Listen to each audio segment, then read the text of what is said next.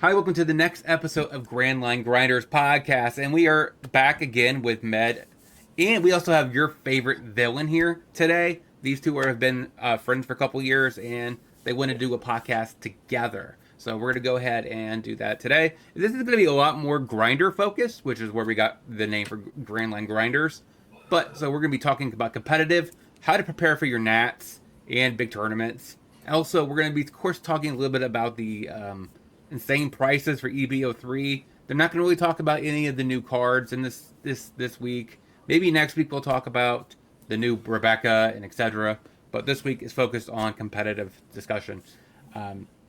This is what your favorite villain wanted to talk about. He mentioned, so that's what we're doing today. So, Med, how are you doing this week? And just do any kind of shout outs for you and your channel. Yeah, I'm actually streaming on Twitch right now, but I'm doing pretty good. Life's been pretty solid. Got a new job, doing my new job thing, doing One Piece on the side, which has been pretty cool. Been playing Red Law. Red Law's been doing pretty decent. I would say I got second on Wednesday. I got Friday and Saturday were a little bit rougher for me. Only because like the people who I beat dropped early in the Friday. So I only lost to third place and sixth, but because of the drops, I ended up placing 12th, which kind of sucked. And then on Saturday, I also placed like 12th, but I just had bad dice. Freaking bad luck with the draw. Like one of my matches was all bricks, and then another one I didn't see my X Drake, and I was playing in a gym bay, and he removed my board multiple times before I could see an X Drake. But at that point, I was already too behind. But yeah. So far it's been pretty good for me. Work's been pretty solid. One Piece has been treating me good. And yeah, that's everything with me. What about you? Your favorite villain? Uh, I just play cards every day and sell stuff on TCG Player. I don't know. Shout out favorite anime villain on TCG Player. Go buy local art singles from me. Streaming. I actually took like the week off from streaming. It's been cold and I felt kind of shitty. So I've been grinding out Yellow Luffy. It's cool, but I'm still trying to figure out what build I want to take to Nats. Interesting. I mean, it makes sense. You Luffy does feel like it's a pretty solid deck overall. Yeah, it's not bad. I played a lot of Enel, and I had a lot of success with Enel in like the OP12 format. Didn't really enjoy OP13, so when I was able to jump back on Yellow, I took the option. Okay. So let's go ahead and jump What do you right. think is Let's go ahead and jump right into the meta discussion. And talk about something you asked for your favorite villain. So let's go ahead and do that real quick. Okay. So Yeah, I was gonna say Boa or Luffy, which do you think is better? Because we're looking at the ranked right now, and you see both of them on there, and you say you're a yellow enjoyer. Which So one do you think? I don't really like Boa. I don't know why. I like blue yellow as a color combination, but I don't know, the deck doesn't vibe with me. And I don't normally vibe with Luffy as a leader. Don't really like Luffy that much as a character. He's fine, but he's not like my favorite character in One Piece by any means. Yeah, of course. But the deck just, I like having a lot of life. Boa doesn't have a lot of life. yeah, Which is fair. Two life difference for card advantage purposes. Like it's technically two more cards you have access to every game. So I don't love that Boa has to run like Kuja. I love pile builds a lot. I like yellow good stuff. Not that like Luffy, I'm either running like Straw Hat or I'm running Thriller Bark stuff. So it's not really like pile, but it's dynamic enough where you can choose what packages you want to run in the deck. Where, like I said, Boa, you have to run the Kuja Amazon Lily stuff or you're missing out on half of your like leader effect. Yeah. Okay, so diving into let's start with yellow, right? So we have Luffy as top seed, 55% win rate, We have Boa at a 50% win rate, and Gecko Moria at 49.2% win rate. So like we have 3 decks in yellow. Which one do you think is the worst? Which one do you think has like the what you think is the most fun to pilot between these 3? I think Luffy's the easiest to pilot. I think Gecko Moria out of the 3 is the worst deck. Unfortunately, I love it. I love Gecko Moria, and some people like shout out Abster. He fucking runs it with that deck. But like it's really hard to pilot on a super competent competitive level, and I think it's just missing a card or 2. Whereas like Boa kind of has a broken effect, and Luffy starts with more life than Yellow should have. Yeah.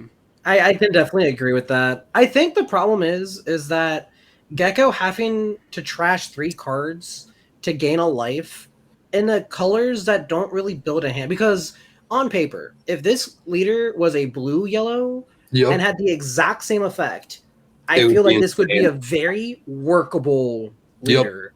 Agreed. But because he's black and yellow, you don't really have hand advantage. So you go, ooh, look, I trashed 3 cards, and it's like, cool, you heal twice that turn. That's super cool, but like, there have 5, been 2 cards in hand. Exactly. There have been so many times where even in the last week, I've said in-person games, I was running the Thriller Bark package in Luffy. I played against Gecko Moria people. I said, listen, we're running the same deck. I just don't have to trash 6 cards to be 6 life. That's true. Like, I mean, at least when I was piloting it with Repreach, which my admin, we were co-oping a stream together last Wednesday. I mean, Gecko Moria in general, like, you traditionally don't ever use that effect. It's more of you're using the on-KO to boost your entire team. So, like, I do get, like, Boa has the advantage where I think her effect of punishing your opponent for attacking the board is better than anything that Gecko Moria has on his leader. But I think the package of Thriller Bark Pirates is better than Kuja. Oh, absolutely. So, yes, like, 100%. You have to, like, leeway that. Like, you still get Boa and go Gecko Moria, and you get Gecko Moria. So, like, you get the best 8 and 9 drop. But it's just, like, if Gecko Moria had the effect of Boa, where if you attack into his board and he has a Dawn attached to him, they have to take a life. Then, my gosh, he would be a great leader. He'd be better than Boa. He'd be insane. So, yes, we're not judging the decks based on how playable and generic their packages are, though, because Luffy can just also run the Thriller Bark stuff. So and like now can run Thriller Bark. And now everything runs it. Red Yellow Sabo runs it. Like Red Black Sabo can run it. Or no, sorry, Red Black cannot run it. LOL. Like I've seen starter deck 7 Big Mom lists running it. Yamato can run it. I've seen Queen. I saw a Queen list. I saw a blue-yellow Queen with Thriller Bark. You can't really be like, oh, Thriller, like Gecko Moria is better because he has the better package. And yes, he absolutely does. He runs the best yellow package that we've seen since Sky Island and OP05. But he's not even the best leader to run the Thriller Bark package. And that is 100% the problem. I totally agree.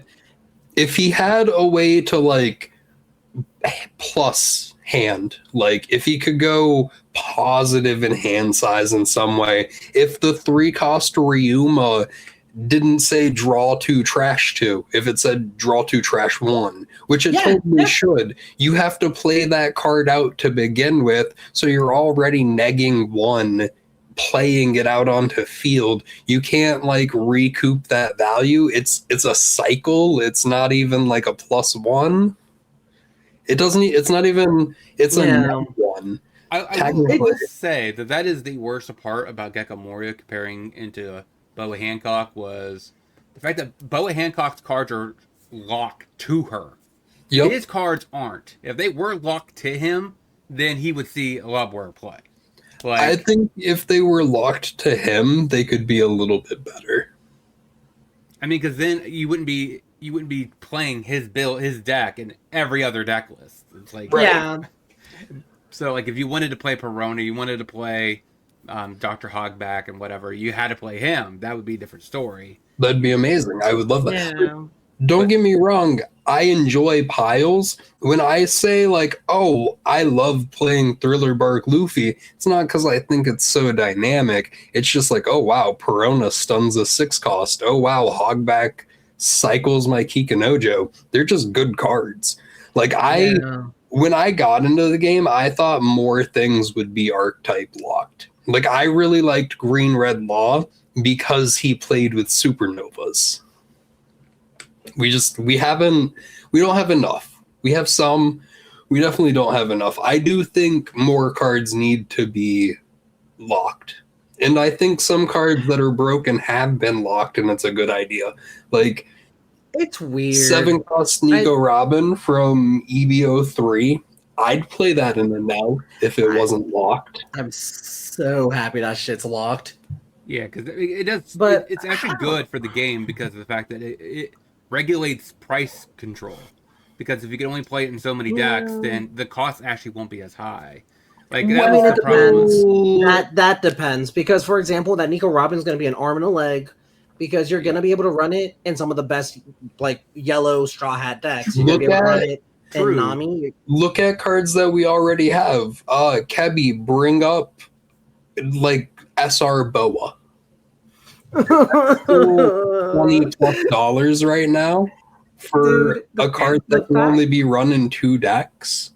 Yes, but I'm not saying it because of that. I'm saying it. Boa are literally together like $80. So to get a playset of both of these bitches is like 80, what's 60, 240, $320 like, to get your playsets of Kumas and fucking Boas. Don't get me wrong. I agree that like having archetype locked stuff will generally make stuff cheaper, but that's not to say everything will be cheaper. There will unfortunately be outliers of really important cards that are going to be archetype locked.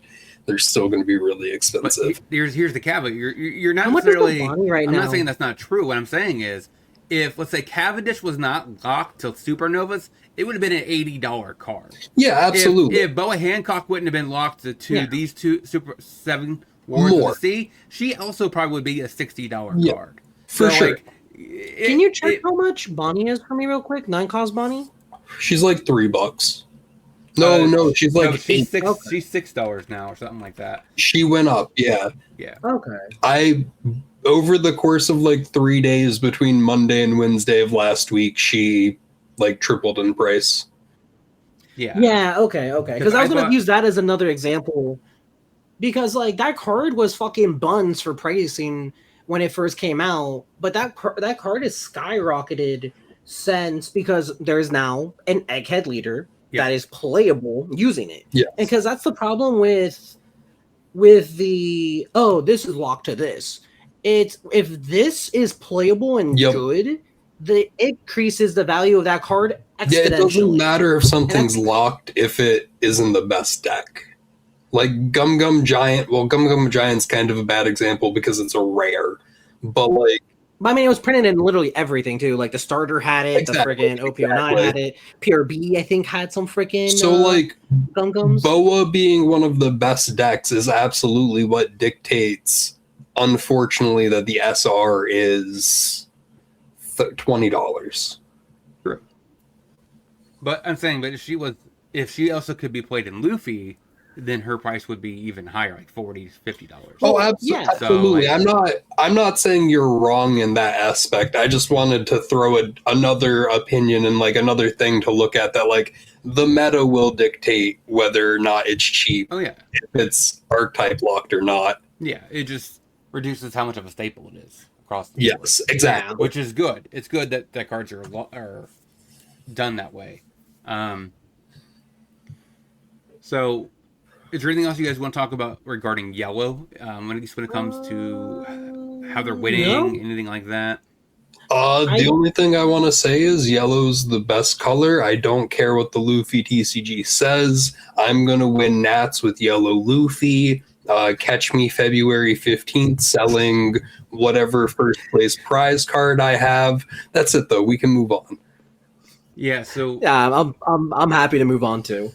so let's say the other color is gonna be black. So we finally have Crocodile up there. So I don't think last Yeah, week I that don't was think he cool. made the cut. Then we have Emu I don't think making so. it. I mean, what do you think about black? I will say this. I think Luffy hype in particular has him ranked 1 on here. So this might be artificial inflation in terms of like numbers wise.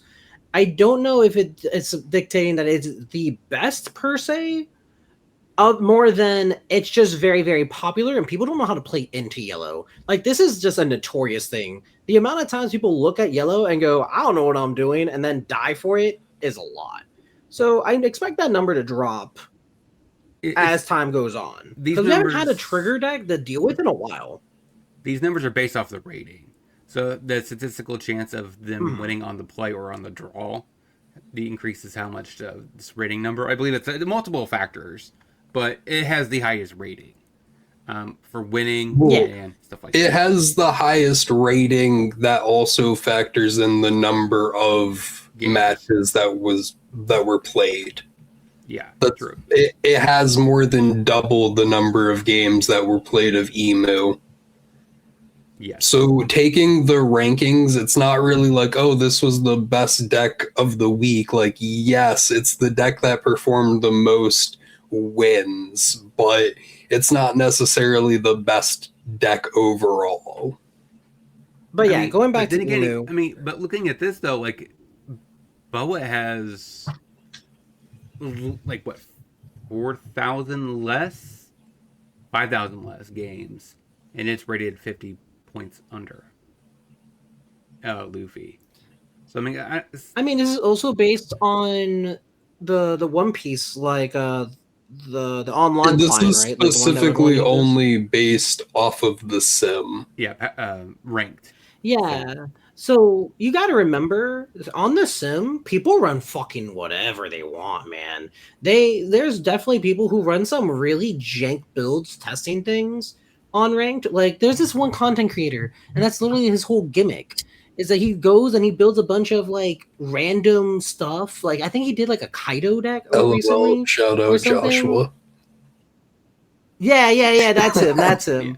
And like, he goes on the ranked and plays a bunch of matches. So if you see people who do that type of stuff run into these leaders and then lose, it's like, okay, is the deck better, or did he just play it into a not super duper functional deck? So like on the sim, you see that a lot. So I take these numbers always with a grain of salt. It's nice as a baseline, but you do have to remember that you need to incorporate like tournament, like in-person stuff. You have to incorporate other stuff with these numbers to get the biggest picture of it. It's always a good idea of like, oh hey, like Luffy's really popular right now, so I can use that as like a way to determine for Nats, okay, I'm gonna see a lot of yellow, a lot of Boa, a lot of Luffy. Like, they're very popular right now. But like a good example is like Jinbei. Jinbei being on 10th there is such a big, like, I gotta put that with a grain of salt. Because it could be Jinbei's increase in popularity and people really liking the deck, or it could just be on the sim, I'm gonna put like a $5 deck together and mess around with it. And it might be popular on the sim, but it might not be that popular in person. You got to potentially factor in the fact that maybe that Jinbei is getting testing because some people just don't have that kind of money. And Jinbei is a solid deck for what his price is. So they are testing what the best budget deck is. They might want to buy into for Nats. It could just be that, right? I mean, Jinbei is probably the cheapest deck on here. So yes. So I don't know. Yeah, I think you're right. I think Jinbei is the cheapest deck to build by far. Emu's also inexpensive. I guess Ground Death is like $5 a piece, but yeah, because that's what I was trying to think. I'm like, Croc is kind of there because I think his 8-cost Croc is like might be the most expensive thing in his package. I mean, probably that in the Ground Death. Mr. 2 is like $3. You have Nico Robin or Miss All Sunday is like $3 or $4. Then you have Ground Death, which is like $3 or $4. and then you have Croc, which is like 15, give or take. So like he has a lot more cards that are above the dollar threshold. Where Jinbei just I think has a drop, which is literally like a everything in $3 Jinbei card. is fucking dirt. And Everything in Jinbei is dirt. yeah, I mean he's good for what his price tag is. He has the highest punch up. So I don't know. I wouldn't knock it. I think the 6th through 10th are going to be like, so like these are your S tier decks. These are your A tier decks. Like there's not like a huge gap, but I mean they're still going to show up. I think in some number. Like you're going to face maybe 1 or 2 of these in the 6 through 10 in your Nats. I don't discredit people winning with these decks at the percentages that they've won with, but I've played hundreds of yellow Luffy games. It's not the number 1 deck on that list. It has a very good matchup spread into a handful, like most of the decks on that list, but it's not the best. I mean, like, but I don't even agree necessarily with like the Emu percentage. And I think Emu's like a good matchup for Luffy personally, but Ace is nigh unwinnable. That is such a hard matchup for yellow Luffy. You have to high roll so hard and they have to low roll so hard. Like that's because you're only unblockables with leader, right? Because of the event. And once they get multiple blockers out, it doesn't matter. Like once they get multiple new gates out, it doesn't matter how many like big bodies you're swinging in with to try pressuring cards out of hand. You have 3 big bodies, they have 4 blockers. They just block out every time, and they still have 12 cards in hand. So you have to go unblockable 3 turns in a row. Yeah, this percentage might just be because the Ace players don't know how to pilot into yellow, some of them, and they literally attack on their second turn, and they just keep feeding them, solid. I'm by no means the best One Piece player in the world either. Like I'm actively bad all the time, especially on the sim. But like I just don't think saying, "Oh, yellow Luffy is the best deck in the meta." That's not true. Saying Emu's the second best, that's maybe accurate.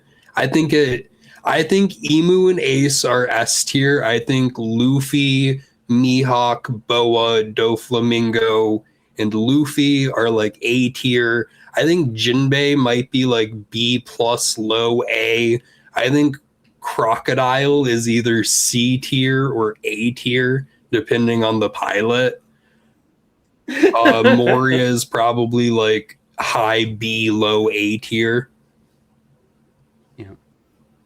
I mean, the issue with Jinbei is like if you look at his actual matchup spread, like he does have some like 6 targets right here, right in the middle. They're just bad. That's 6 out of the 10 most popular decks in the meta. Like that's the other thing that you have to account for is like the overall matchup spread into.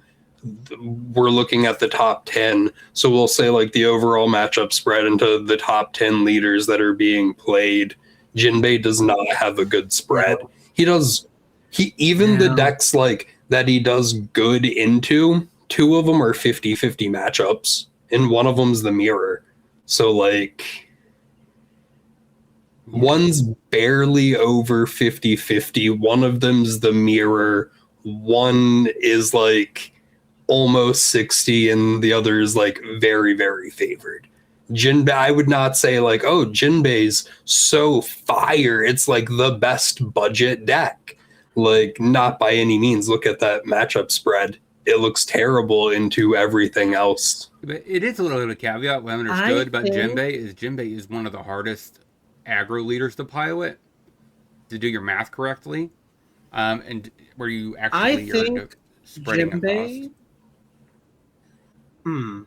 I think Jinbei is one of those kind of leaders that you pick if you notice there's a lot of Mihawks in your area. It's one of those counter pick. Oh yeah, my bad. I was gonna say I just feel like he's kind of like a counter pick option because like you go to your local, you see like 8 fucking Mihawks, and you go, damn dude, that's a lot of Mihawks. I'm gonna bring my Jinbei. Like I feel like that's what that kind of deck is. It's a local like I slay the super popular deck kind of thing, but in terms of like a big tournament, I feel consistency it's kind of hard, especially if you're trying to use these numbers as your baseline. Because if I'm bad into Luffy, I'm bad into Boa, I'm bad into Ace, I'm bad into Emu, I'm bad into like Gecko, I'm bad into Dofi. It's like it's just like percentages, right? Where it's like my likelihood of hitting this matchup at Nats is X%. The person who takes Jinbei to Nats is the person who's like, oh, like I got my invite from this regional that was my locals, and like I popped off. There was a low attendance. Like I played like shit in one regional where there was like 260 people, and I still made top 64. So like you can pop off, and like, or someone's like, oh, I just love Jinbei. I'm here for the vibes. Like, I know I'm not going to do good, but I'm here for the vibes, and Jinbei is my favorite character. Those are the people you're catching at Nats playing Jinbei. That guy, no one's seriously taking, and I'm not shitting on the deck. Aggro's cool. It's me. That guy needs to be the guy that goes to Red Bull tournament. Jinbei's probably going to torch people at the Red Bull. Yes. Because that plus 2K per each dawn with the leader ability is going to torch people. Dude, when your completely 3K agree. body is gonna swing for 7K every goddamn turn. It's gonna be so funny. That's a very heavy caveat for like Jinbei being the best leader in any subject, but I agree. Yes, Jinbei is going to be absolutely bonkers for that Red Bull event. And that week alone, watch Jinbei's price skyrocket because everyone's buying into it, getting ready for the tournament. I could see it. Probably. I could see it. But moving on, we have green. It's just strictly Mihawk here. There's like Bonnie's been wiped off the face of the planet. Good. They're probably going to show up still. It's not at that they've probably been wiped Nats. off. It hasn't been that they've been wiped off. It's that they transitioned to Mihawk. That's true. And They're still there. They're just Mihawk players now. So what's going on with Mihawk? Mihawk is arguably the worst winning deck out of the top 10. Like 48%. He just kind of struggles across the board. In my opinion, Mihawk is the Shanks of this set. Where if they high roll and they see all their pieces, that deck does super good.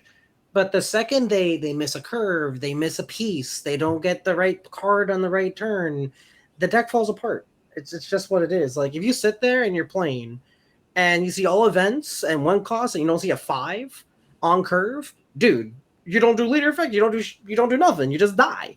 But if you see nothing but your big end and you don't see anything you want to rest, it's like, oh, well, I die. I've talked to many Mihawk players, and they've all told me the same thing. Oops, my hand's all bricks. I'm praying that when you hit my life, I find something good. Or, oops, I have a bunch of really suboptimal plays, but hey, at least I have counter. And I think that's why there's such a disparity in terms of wins rate for Mihawk specifically. Well, if you just take a look at the matchup spread realistically, like, okay, what I said about Jinbei technically has a better matchup spread than Mihawk, but Mihawk has it where it counts. Yeah, it could be Emu and Ace. When the two best decks in the meta lose to your deck is playable. Yeah. And like when you're practicing for big events, like I went to Nats in September, and it was a lot of blue purple Luffy's, because blue purple Luffy, as much as people don't want to admit it, even post ban was still like the best deck in the meta. So like it was a bunch, it's just people actually playing the best deck. Like there are people playing bad decks too, or like rogue decks or decks that might play good into the best decks, but it is so much of the best deck. Yeah, I mean, the difference between this meta and that meta was that meta was closer to like a 2-deck format, like kind of like we just came off of. This meta is like a jungle, so you can't really just tech. No, 12. You can't really just tech for blue purple Luffy like what Bell Betty was counting for, right? Bell Betty 12 was absolutely the same type of meta that we have right now. It was a jungle format. That's why I did so. Like, I play better in jungle formats. But the thing is, the way you tech for Emu versus how you tech for Ace are vastly different cards. You can't do a little bit of this and a little bit of that to tech for both of them. You either tech for this one matchup or you tech for this other matchup, but green just kind of runs good into both of them because they both put up blockers, and you can just play through or play around the blockers, make it where they can't rest them yourself. Like, so you're really just like producing value that plays around what they do. That's why it runs so much better. So like, in OP12, you tech specifically for blue, purple, Luffy. Green doesn't have to tech specifically for either Emu or Ace. It's good into both of them. Just naturally by color design, it plays around what they're trying to do. Oh, they left up 2 blockers and a Dawn. I'm going to get rid of those. Theoretically, Hody in a Dead Man's Game. And you still have 3 Dawn left over in Mihawk. No one runs Hody in Mihawk. I know, before we get flayed in the comments about it. But like, hypothetically, it's that easy. The color just plays around what Ace does as a leader, and it plays around how Emu plays. That's why it's really good into those leaders. And it's really funny because historically, black just eats green. But this is the one time where green eats black. Emu's not really a traditional black deck. Yeah, because I was going to say, Emu's whole thing is kind of removing mid-size and under. They don't really do good with anything bigger than that. Mihawk and Green's identity has always been drop a big body, drop a big body, drop a big body. Like, they've always liked dropping big bodies back to back. It's just what they do. Bonnie dropped 10 cost freaking Dofis. Mihawk likes to drop the 9 cost Mihawks and the Lon Beppos.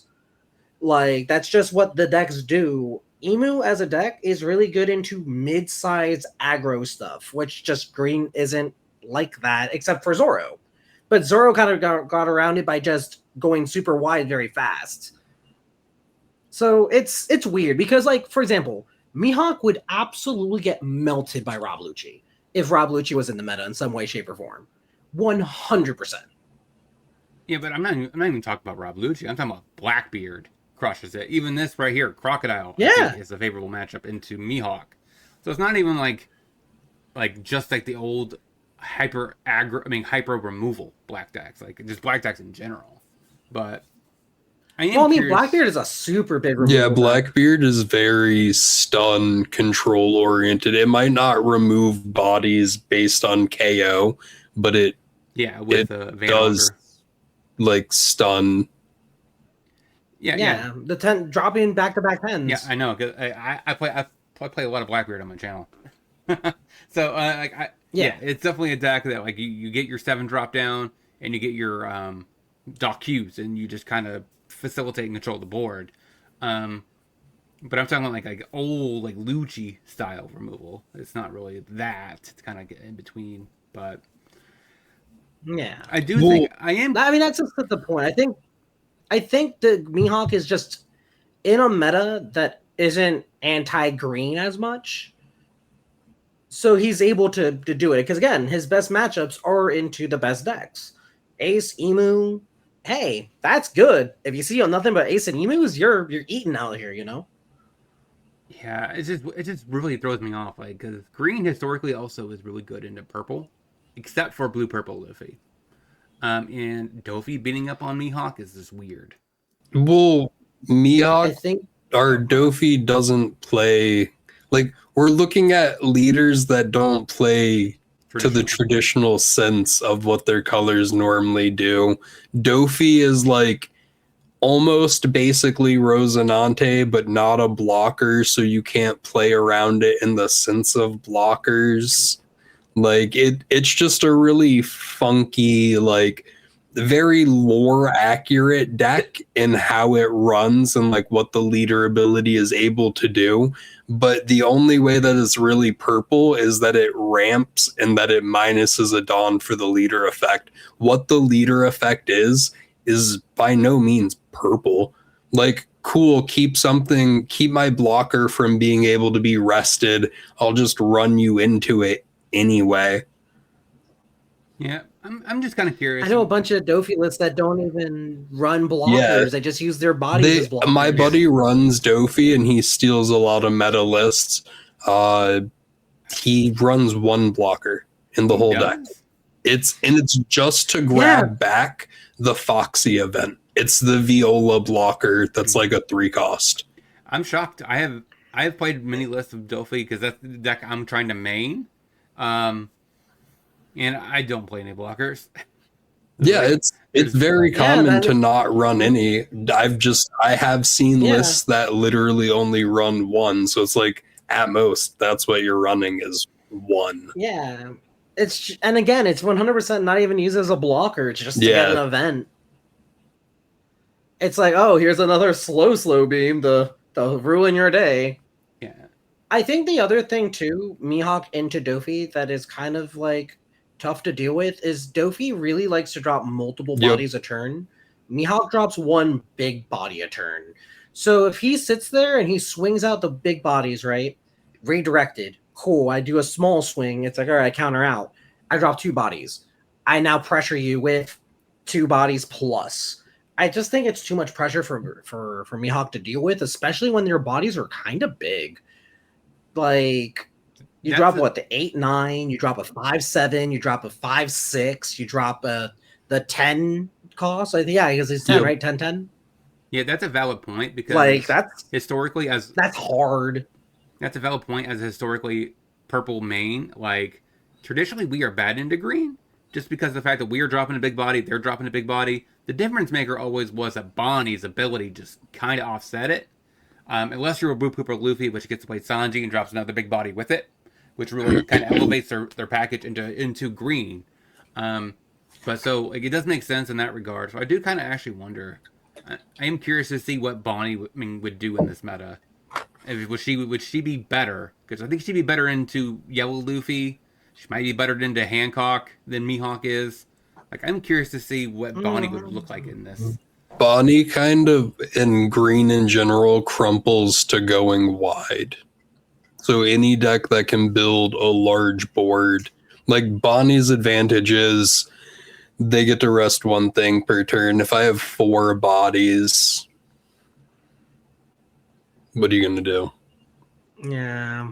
I mean, but I thought she historically, I thought she was good into Bell Betty. Like, which Bello Betty also plays a bunch of weenies that can get locked down with Carrot, and it's a 4-life leader that has to trash cards. I wouldn't judge my basis of Yellow being good or bad off of Bello Betty. I think on paper, if Bonnie was able to curve out really well into like a Yellow deck, they have a chance. But the problem is that there is a lot of trigger bodies in Yellow right now. Like, it's a very trigger body like format right now in terms of like what Yellow does. So if you get into a situation where you hit 2 or 3 trigger bodies, especially Luffy, you'll see this a lot more than you'll see it in Boa because Boa just has lower life. But if you sit there and you swing out and they drop going wide as you attack them, and then on the clap back, it's like, oh, I can only really stop 1 of these, and because they're all new bodies, my carrots can't freeze them. I can't interact with them really. You kind of just get blown up on the clap back. So it's a really weird matchup where Bonnie has to be so careful on how she goes about it and board control in a way that she's not allowed to swing into the bodies with Boa or she loses life. You're green, so you don't really have card advantage. So you gotta be really careful when Boa has ways to punish you for trying to build hand advantage, aka pudding. And the Luffy, they just have so much life that it's like, if you hit 2 to 3 trigger bodies back to back, dude, it's like, well, I'm dead. Like, I can't take this wide pressure that they're going to be throwing at me now because I oopsied, got unlucky. Which, I mean, come on, dude. You have Flame Dragon event, and you run a bunch of trigger bodies. The unlucky is very low. It's gonna happen to you. But is So, like, as a whole, Bonnie kind of struggles into the yellow stuff, in my opinion. she should not struggle And into it, though, because green Bonnie players typically play Starve anyways. So they just wouldn't be attacking until they got the Shanks down, the Law and Beppo down. They should already be at their 10 Dawn turn before they even start whacking at your opponent. Normally, And anyway. I've just developed a body every turn and swung with them every But your turn. bodies are And way smaller than what... when they kill those But they all punish bodies, you. they generate more value because I'm playing out all bodies punish. that punish the opponent. So they're killing Kikanojo, I'm healing. They're killing Kuma, I'm healing. They're killing Hogback, I'm playing Kikanojo back out from the trash. I'm playing Perona, they're killing Perona, I'm double stunning their stuff. Their carrots can't swing now. That's kind of the problem. It's a weird situation that if you go for the starve tactic, which is what you're supposed to do, they're just going to develop a board. If you swing into them, because like the way I deal with yellow is every time I hit a body, like I hit their life, they just establish a body, I stop hitting their life, I try my best to clear the board that I can, I try to rest it, I try to do something to remove the board. But it's weird because like green has to do a lot of weird shit. Because, like, the Shanks is obviously really good in the Bonnie. Because if you rest... But again, when you play the Shanks, you can't rest it yourself. So it's a 7-9 vanilla until your next turn. Yes. The Mihawk is great. The Mihawk can do a lot for your deck. But it's the same situation. It's a 9-10 brick that's just a vanilla that you have to then wait a turn to rest it to do its effect. So by the time you do those things, yellow went, oops, here's like 6 more bodies... and you die. And it's just you need stuff. Mihawk gets away with it because his leader effect rests it for him, getting immediate value, so he has an on play without being on play. Bonnie doesn't get that benefit, and she has to play super slow. And you have to remember too, Luffy already has the advantage by having 1 extra life. If your game lasts until time, he just naturally has the advantage of having more life than you to win from timeout. Because Bonnie games do go to timeout often. Yeah. So there's just too many factors of, oops, I played 30 minutes in the Luffy, but he played Kuma into every other jackass that heals me as I have 1 life and like 3 cards in hand. All right, guess who won? Yeah, the Kuma into Nico Robin, you're just like, oh god. You're just like, dude. You're an 8 Kid, 9-cost Bonnie. Kuma.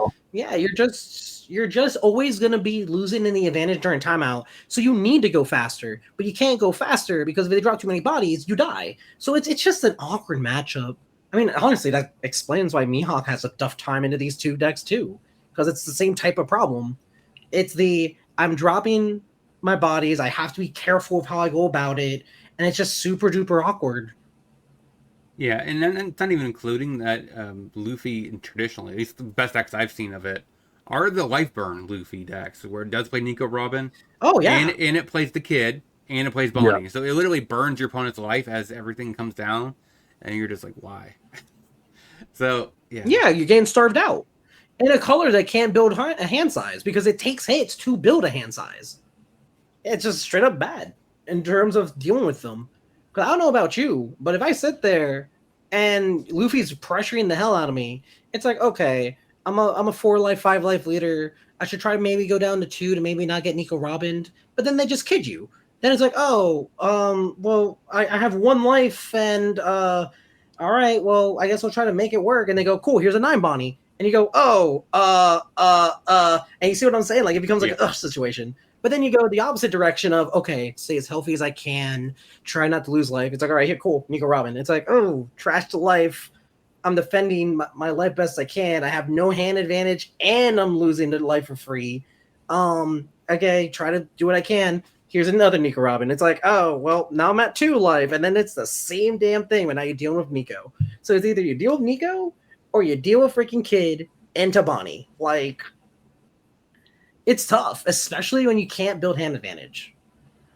Yeah, I actually like this that way of building yellow, like I like it better than trigger yellow. Like I like life burn yellow better. Like as a just it looks cooler. I like it. So I'm not opposed to Luffy being built that way. I actually like it. Yeah, And yeah. the only other color we have to talk about is purple. So purple strictly has Dofi and Luffy, making top 10 decks to consider for Nats.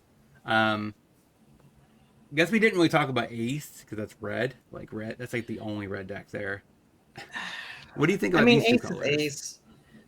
I don't think there's a lot to talk about between Ace or Blue Purple Luffy, really. They're both known decks. They're both good. Ace is strong. They're both the same decks. It's they didn't get any new pieces really, other than Luffy getting the Roger. Ace draws cards. Luffy draws cards. Ace puts up blockers. Luffy tries to be an 8K. They're decks. Ace is still really good. I think it's probably the best deck in the meta. Maybe Emu's the best deck. I don't know. I think they're both like very strong decks. Luffy, it's good. I think it's worse now. Very hot take. Grill me in the comments. I don't care. I think it's worse now with the Roger promo, where I think it's easier to beat. I don't know. Maybe I'm playing better into it now that I'm not playing a Nell.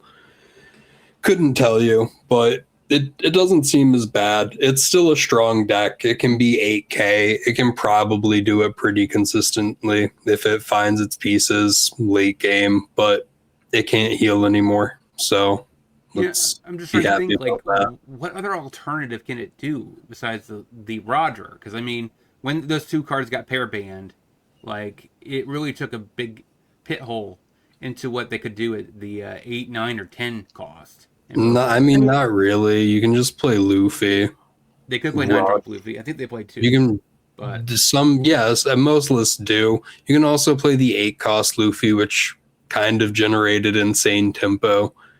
But 8 cost Luffy. The Rush Luffy. Rush that discarded a card to bounce a card. Oh yeah. The 9-drop, the blue one. Yes. Yeah. Secret rare. I haven't seen that card in a minute. No, that was a card that people were running after the pair bans, though.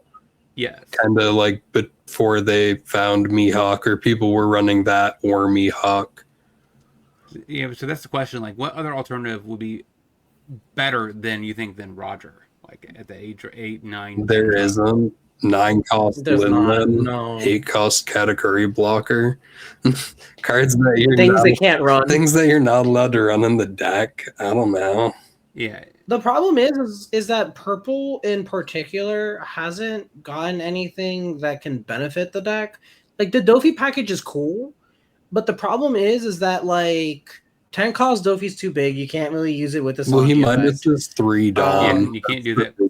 And yeah, even that, like, cool, you minus 3 Dawn, then that's cool, but now you can't get a leader effect. So like you can't use 10 cost Dofi. You could use because I know that was popular for a bit, using like the 8 cost. Yeah. Dofi in the deck. But the problem is like, what other rosy pirate stuff are you really trying to grab, right? Like Virgo? No. Like, he's okay, but he's not really doing anything for you. I mean, like, the Dofi stuff isn't doing nothing for Blue Purple Luffy. So, like, right now, he's kind of a pile good stuff kind of deck, where it's like have a little bit of a base of like Straw Hat, obviously, but your other pieces are just good pieces, and we just haven't gotten good pieces in blue or purple. Might be changing sooner rather than later because of like the leaks and stuff. Like the new stuff might be good, but the issue with the new right stuff now, is like it's built for Nell, which in Nell it's a 6 Dawn leader. So like he has to rely on the blue. He has to see if there's good blue Dressrosa. Yeah. If there's good blue Dressrosa, maybe he'll be able to put some new stuff in his deck. But the purple is already not for him. And now 6 and under, that ain't doing nothing. The only way a Nell support finds its way into Blue Purple Luffy is if they have insane ramp. Something that can get them to 10 a turn quicker. But there's Honestly, Design-wise, there's nothing that does that. I can't even. I don't even know if they were going to much ramp into his package. No, because the leader always puts itself to Naturally 6. ramping. He stops at 6 Dawn, so like what ramping is he going to do? What ramping does he need as a Yeah. Roger needed it, right? He got a handful of ramp because he needs it to get to 10 Dawn quick as he can. But Well, Roger, even hitting perfect curve, he doesn't get there any quicker than any other deck doing perfect curve can. Like, Black Purple Luffy can also start their 4th turn with 10 Dawn. They can end their 3rd turn with 10 Dawn if ramped like in a certain sequence. So like the Roger didn't get more support that was like crazy than anything else had. Everything just ramped so you couldn't miss curve, and then like somehow the deck still misses curve. Yeah, I guess I'm not saying that. I'm Roger, saying Roger's more consistent compared to the other purple decks, because the other purple deck's biggest issue, at least early purple, was that if you missed a ramp card, you kind of got yourself in a bad position. Roger tried to alleviate that by just making everything ramp you, so you don't really miss your curve like that. Yeah, and I think that makes a nice compensation for the fact that you don't have to play Mr. 2 Bon Clay, which drops the cost of your deck. So your ramp packages, like even a 6 drop 7k, what's his face? Gavin is still a decent card just to cast down on curve, get your ramping, and it's a nice body to tack in next turn. So it has that leverage instead of having to play, you know, your $25 Mr. 2 Bon Clays. So from a competitive aspect, though, you're just gonna play the Bon Clay. Does Bon Clay good.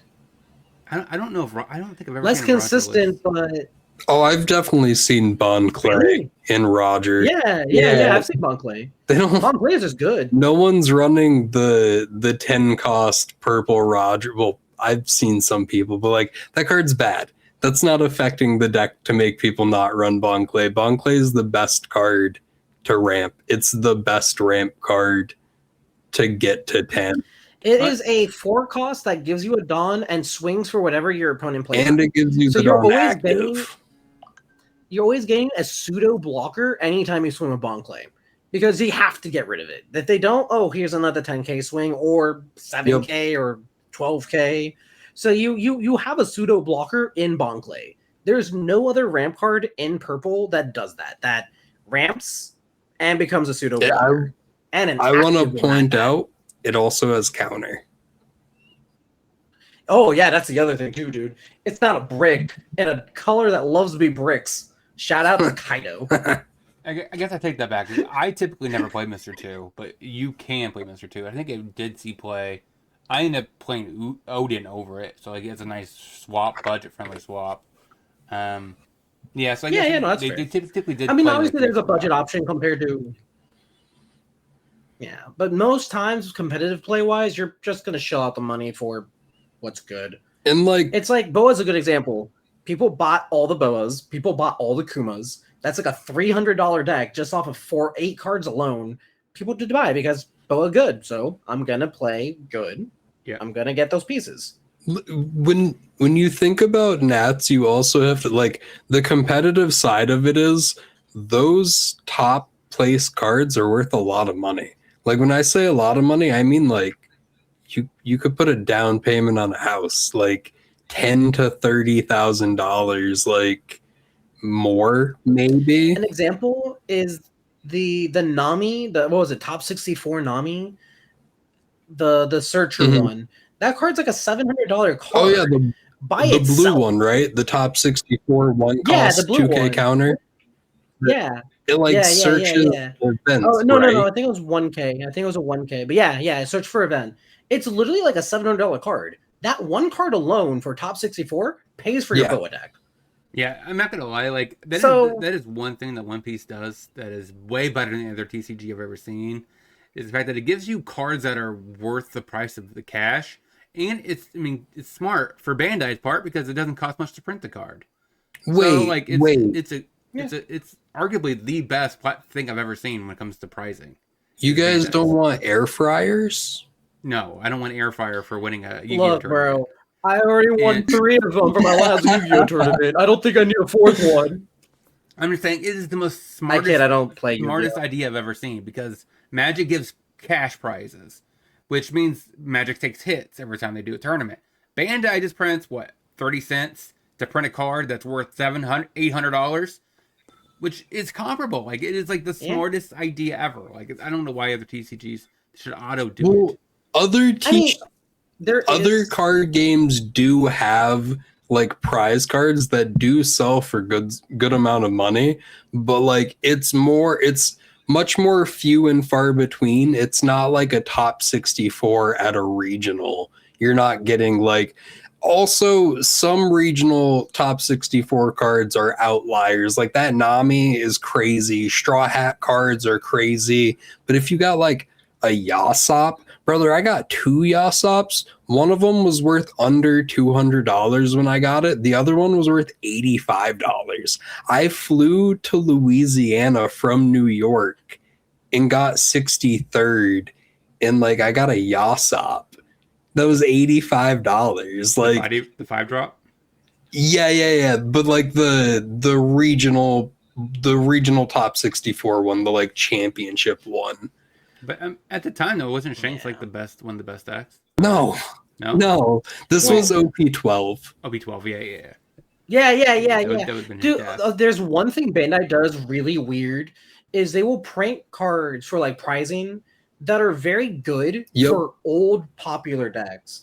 But then when you go, it's like, dude, that was like a set ago. This deck isn't even played. It's like Grand Purple Luffy had its own prize cards. And it's like, oh, these are nice. Too bad Grand Purple Luffy hasn't been relevant for like 2 sets now. And like that's how it was. The championship series from OP12, which Shanks wasn't relevant during at all, was top 64 was Yasop, top 16 was Ben Beckman, and then the top 8, I believe, gets the Shanks, was Shanks, the 10 cost. And like they were nice looking cards because they had like the silver or gold filigree on them, so they looked really good, but they were nigh unplayable at the time. Like no one was looking for, like, even the Shanks.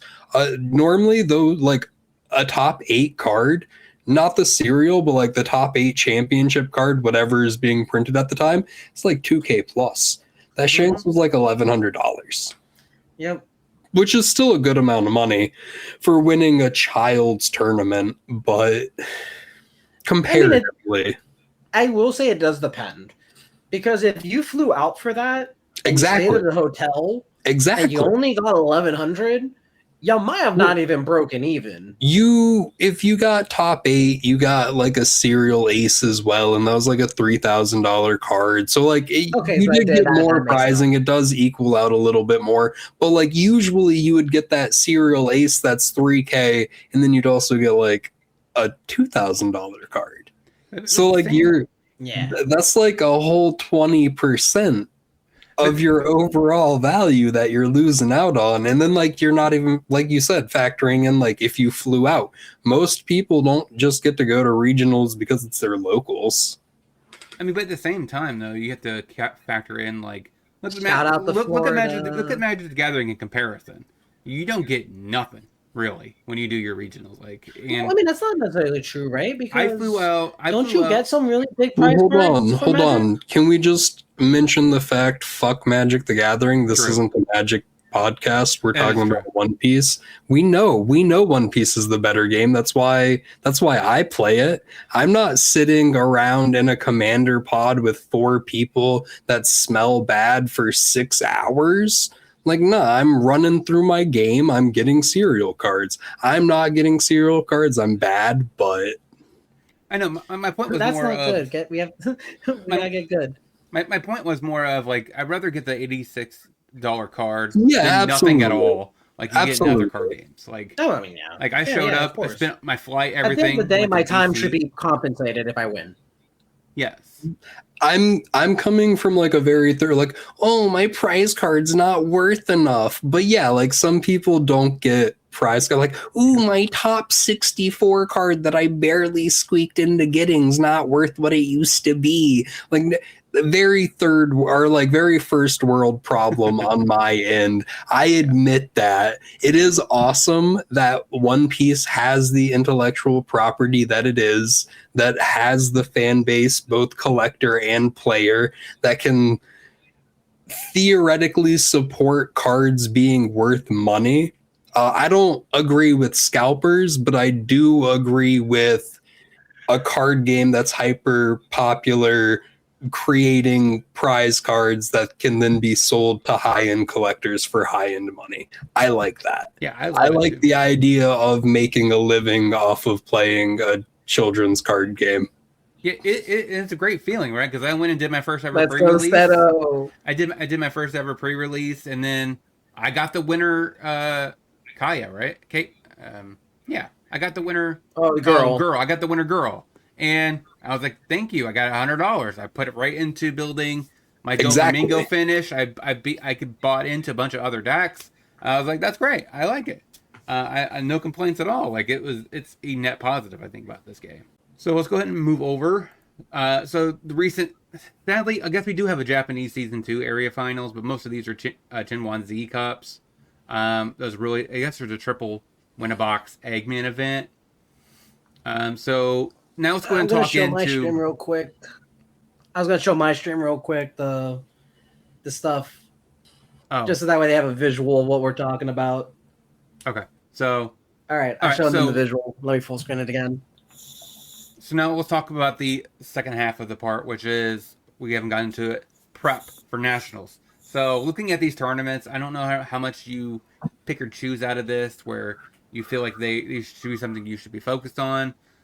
Emu taking like a fourth chunk, Mihawk there, fourth chunk, Emu here, fourth chunk of the top 8, right? I think it's top 8. So like, what are you prepping for? What you said you're bringing Luffy, you're going to be, if you go, it'd be bringing Law. So yeah, what's your guys' prepping? See, I'm the Jinbei guy. This is my favorite guy. I'm going to Nats because I just want to play my favorite little dude. That's me. Yeah, that actually brings a funny point. I do agree. Something that Vivi has always said, like they should give a prize to somebody that brings a rogue deck and gets the highest placement if it's over 64. So that way, if he does bring Law, he gets past 64th prize. He should get you got the spiciest deck of the day. Well, and get you know additional what it money is? Prize. Let's be real. If you top with a rogue deck, the value of your deck instantly skyrockets. Like, people go, oh, Law is super playable right now, and then people are going to buy your 9-cost Laws, then people are going to be buying your Zoros. So your deck's value will do this. So you're already getting something for placing. You're getting recognition that your deck is a rogue deck that's playable. Because it happens all the time. So how are you guys going to be prepping for your regionals? Or Nats, Ashley should say.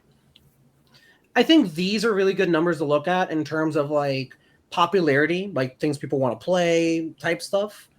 Because if you look at the comparison, right, Emu is on a good chunk of these. So, good to assume Emu's going to be fucking played.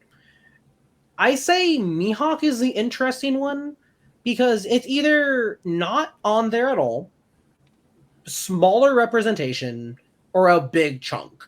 Mihawk is definitely the most interesting one in my opinion in terms of like preparing for, because there's a part of me that thinks Mihawk is just not going to be there because people are going to be sick and tired of losing to the other matchups that they go, I'm going to play a deck that's a little more evened out matchup wise instead of just Ace and Emu.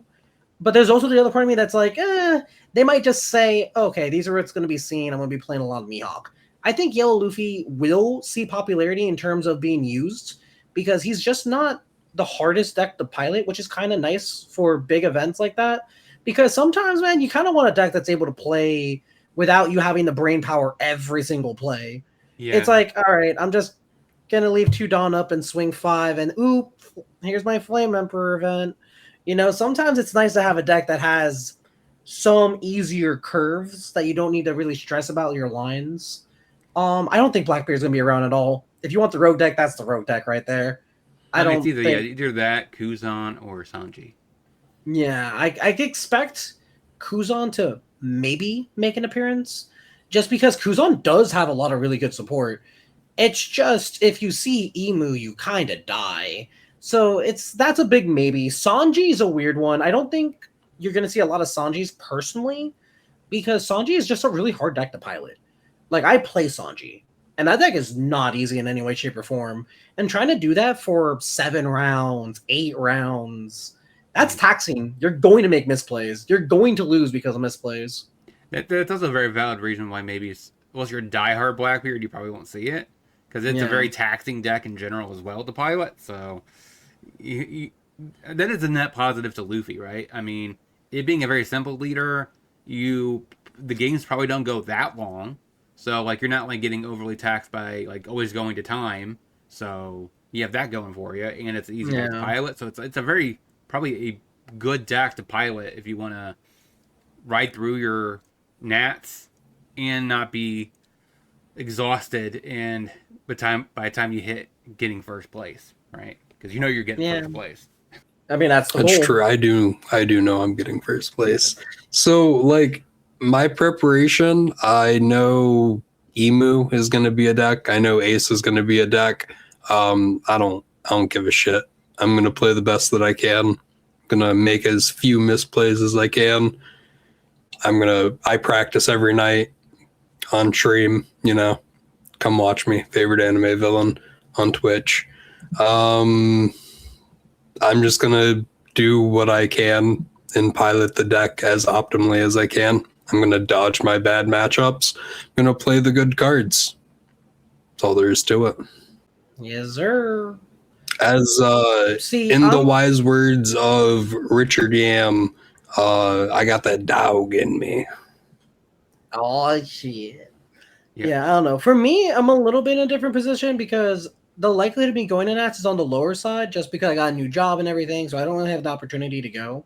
But if I were to go, I mean, I'm doing the same thing now. I'm just not going to Nats. I'd just be tuning my red law deck to try to hit what I'm seeing around here and trying to keep numbers up. So, like, maybe more unblockable if I'm seeing Emu.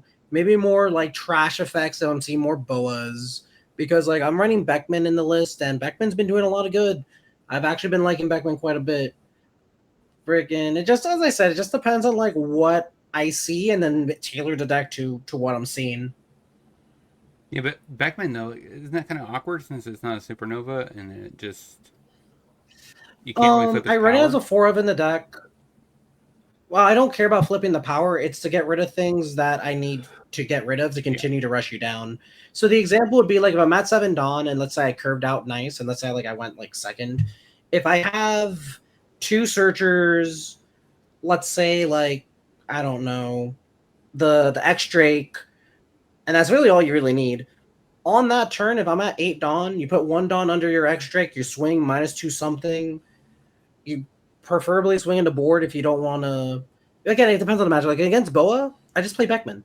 And I go, cool, I trashed your blocker, and I'm going to swing at you for free. If you trigger a body, let's say they don't have a blocker up. Let's say they did like Kuma on 6, and they just didn't get lucky to find the Boa blocker on 4. If you hit a life and you trigger a life, you put something down, you Beckman, you trash it, you keep swinging. It helps you control the board, so on the clapback, it's not as bad because it's a race. So being able to lower their things passively, and because it's trashing, it gets around KO effects, which is very popular right now with Gecko, with the Throw a Bark, with Boa's effect, with like Marco, with the 4-cost Marco. You trash that thing, they get no cards out of it. They just wasted their Marco for nothing. So it's been very beneficial, and that's why I'm running it as a 4 of, just because like if I see one, cool, something annoying, get rid of it. If I don't see it, I'm just going to keep doing my aggro game plan. Yeah, it's like the same reason you play. I think doesn't Stussy also trash? So it's kind of nice there too. Yeah, well, trashy KOs. 9-cost Stussy, right? Yeah, 9-cost Stussy. She KOs? Yeah, she KOs. She doesn't. Okay. Yeah, you'd run Kaido. Kaido's the one that trashes. Kaido trashes, yeah. Yeah. Okay. Yeah. I just Yeah. pulled As about the 3 Stussies for Purple Black Luffy. okay. Yeah, that makes sense. Yeah, as I said, it's just a weird situation. It's just Red doesn't have great answers to everything that's going on in the meta, so you just have to be flexible and try to use pieces that work, because there are like supernova stuff like Round Table, there's like Shambles, so there's some other options that are there, but like one, they're bricks compared to Beckman, who's not a brick. Two, you still have to swing into it, you still have to KO it, and slowing your tempo to remove board by swinging into it kind of sucks. So if I can passively remove it by just playing something, like that's why I kind of like the Urage in my deck, because sometimes you can just pop a searcher for free. You don't have to swing into it at all, and that helps again because controlling their board even a little bit is very helpful. So as for me, I'm not gonna be going to any Nats because, well, I mean, at the current juncture, I'm basically waiting for a regional in my area. Hopefully there's one. I could have went all the way out to Peoria, but it's kind of hard to justify. Yeah, I wanted to go, but 2 kids, 2 young kids, yeah, 2 young ones, like, hey, wife. You yeah, for me, new job, I just don't have PTO. Oh. Yeah, so it's hard. It's hard when you have life going on. But you are going to a Nats, right? Yeah, I'm gonna go. Have fun. Thanks. Get some dubs for me, man. Yeah, I'll show you guys out in my winter interview.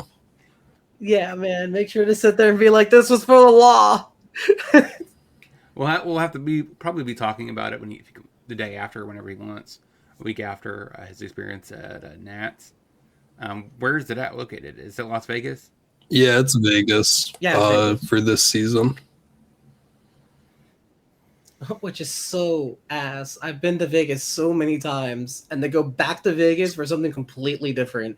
It's like, oh, I can never leave this place. I just live here. I'm here all the damn time. You just got to buy a second home there, man. At this point, with all the hotel fees and stuff, I might as well just start paying a mortgage there. So, anything else you guys want to talk about regarding prepping for Nats before we get into the last topic? If you're going to Nats, play like Gecko Moria and Boa so I can steamroll you. Well, yeah, both of those. Okay. Just play either of them. I don't care. Don't play Gecko. Play Gecko. Well, play Gecko. So I guess true. So if you're a new player, what deck would you guys recommend each of you to pick Luffy? Up? How deep do you want to dive into the game? How smart are you? I mean, a newer player probably doesn't have a lot of experience. Just assuming that as regard. Do they have other card game experience? Because that's a really big important factor. I don't know, because if they're brand new, you want the most brain dead. I don't have to think too much about it. But if they have experience, then you can lean them towards a new player who is they're new, so they want something cost efficient, but they've played other card games so they can understand card intricacies. I'm going to put them on Emu. It's like a $40 deck, but it's crazy good. It's just really skill intensive. So if it's not someone who I think can handle a skill intensive situation, maybe Luffy, maybe Doflamingo. Doflamingo could be a little complicated. Mihawk. The problem is all these leaders are kind of complicated. We're Jinbei, I guess. We're not really in a situation where I can be like, oh, play the red deck because red Zoro is really easy to pilot. That's not all of the decks that we have right now. Mihawk is a little expensive to just be like, oh, buy all these $10 to $30 cards that you need for a very straightforward deck. So I'm probably not going to recommend Mihawk, but I would recommend that money's really not hard. An issue. Yeah, I mean, money's not not an an issue. issue. Maybe Ace, because Ace isn't that complicated. Ace can have like intricacies, but yeah, Ace, if money's not an issue, I recommend Ace. Like it's very straightforward. Count how much Yeah. Dawn you have. Look at the circle in the Put a top Dawn corner. under you. And Yeah, put a Dawn under your leader. Win the die roll, go second. Like, I guess how expensive is and it? curve out. We love curving out. So really, Kuma, Bonnie, and Robin are the most expensive cards in this deck, and Nami's like 15. It's just bucks a pop. Kuma. no, Nami is like $15 a pop. Yeah, it just shot up. I just sold a playset to one of my buddies for like $50. No way. Yeah. I'm checking this right now. No way. Yep, I looked because I was making a video talking about how to get in this deck for cheap. Like $30 upgrade. Where are you, Nami? But yeah, so where Kuma, are you, baby? like, where are you at? I wouldn't even say Luffy's that cheap either. Like you have Kuma, Bonnie's like $8. She's like $15. Holy crap! I mean, everyone wants to play this deck. So. $16 and rising. First, the verified is $17. I mean, it's just a really good deck, so everyone wants to buy into it. So it makes sense. Like, I mean, damn. If I was Barry for Nats, I would bring a top one deck from the top 5, and I think maybe he is correct. I'd agree Emu, with that. probably. How many is she random? Emu is probably the right choice because it is the most budget-friendly option if you're new to the game. You don't have a lot of card collection. It's not that expensive. Well, but if you do have the money, probably Luffy's probably my Luffy or Ace are my choices. You're not going to be new to the game and worried about going to Nats. You had to have top 32 to regional to get an invite to Nats, or you have to go to like the LCQ and go X2 to get an invite into Nats the next day. So it's like these aren't worlds that are really colliding immediately. You're right. Because you can technically, I guess you could go. I get what you mean with the question. Like I do think like, hey, what would you recommend to a beginner getting into this meta? Because this breakdown is a good representation of what you will see in your meta, both locally and competitively. So I think absolutely. And if you want to win, you play one of these top 5 decks for like a more consistent win rate. But like, I don't think not to discredit or anything. Like, I'm not saying the question's wrong. I just don't think new players in like Nats are overlapping super heavily. Yeah, you're right. It'd be more of a regional prep for a new player. Yeah, which is totally valid, especially if it's like your locals. I've met many people who are very casual players who just went to the regional because it was local. But I guess the only way that would be logical for the Nats would be if someone that their friends are going and they're going to the day before event trying to I think when I went in September, I definitely think there were like some very casual players who just went for the vibe. That is totally a thing. I would say if you're trying to win in this meta, what you're gonna see, probably this range of 10 decks, play one of the top 5. If you really want to win, play Emu or Ace, unless you don't like the play styles, and then find a different deck that you can pour a lot of time into and maybe dodge your worst matchup, which, half the time it's being good, half the time it's being lucky. You still have to be the luckiest person in the room to win an event. I would play Ace or Emu. If you can really pour a lot of time into it and you want a complicated deck that's like very strong, but you have to be locked in and you have to know every single matchup, probably play Emu. But what if it is a player that has no experience with any of these decks? They won't have a chance to get any rips in before the event. Do they like Jinbei? What's their favorite character? There's probably a leader. There's probably a leader for them to take. You're not wrong. So you're actually saying I should just sleeve up Black Purple Luffy and hit that RCQ. Hit that RC. I almost played Black Purple Luffy in September for the LCQ, so I can't Funny. tell you no. Yeah, I mean, I would if I could. That's in a heartbeat. funny. That's by far my favorite leader. I love the way it plays. Like, it's the funnest leader, in my opinion, to pilot. It's just, it has those games where you just don't draw correctly. So, like, it's not, it's like a Mihawk problem. It's a Mihawk problem. It's not like Ace where you're guaranteed to have 12 cards in hand and you don't have to worry about that, you know? Yeah. So, anything else you guys want to bring up regarding this before we hit our last topic? No. Okay, so the last topic is about box prices. So Pricing, yippee! The good old, our favorite topic. Everyone wants, of course, to buy into this set. I don't know why they underprinted this set. They said extra booster, print 5 of them. They do that every time. In EB01, they did that. In EB02, they did that. They sat there. They didn't care that it was hot women that people want. They said hot women people want. People will pay more. Print 3.